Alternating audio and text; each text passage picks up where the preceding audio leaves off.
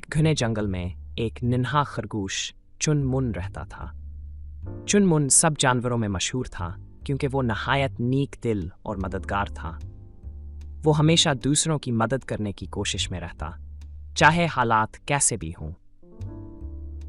एक दिन जंगल में सख्त गर्मी पड़ी और पानी की कमी हो गई।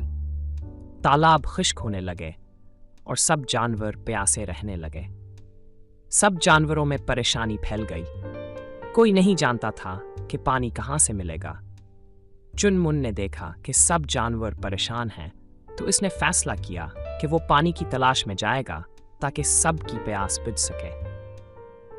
चुनमुन ने अपने दोस्त परिंदे पको से मशवरा किया। पको ने कहा, चुनमुन, मैंने सुना है कि जंगल के पार एक पुराना झील है जिसमें अब भी पानी मौजूद है, लेकिन वहां तक पहुंचना बहुत मुश्किल है।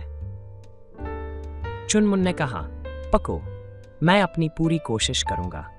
अगर हम वहां पहुंचने में कामयाब हो गए तो सबकी प्यास बुझ जाएगी। चुनमुन और पको ने पानी के झील तक पहुंचने का सफर शुरू किया। रास्ते में उन्हें बहुत सी मुश्किलात का सामना करना पड़ा। कभी रास्ता खो गया, कभी तेज धूप से चुनमुन थक गया, लेकिन उसने हिम्मत नहीं हारी। आखिरकार काफी देर बाद वो पुराने झील तक पहुंच गए। झील में वाकई साफ और शफाफ पानी था और दोनों दोस्त बहुत खुश हुए। उन्होंने फौरन पानी की कुछ मकदार अपने साथ ले जाने का इंतजाम किया। चुनमुन और पको ने पानी जंगल में ले जाकर सब जानवरों को दिया।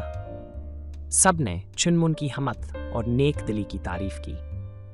चुनमुन की मेहनत और हिम्मत ने सब जानवरों की जान बचा ली थी।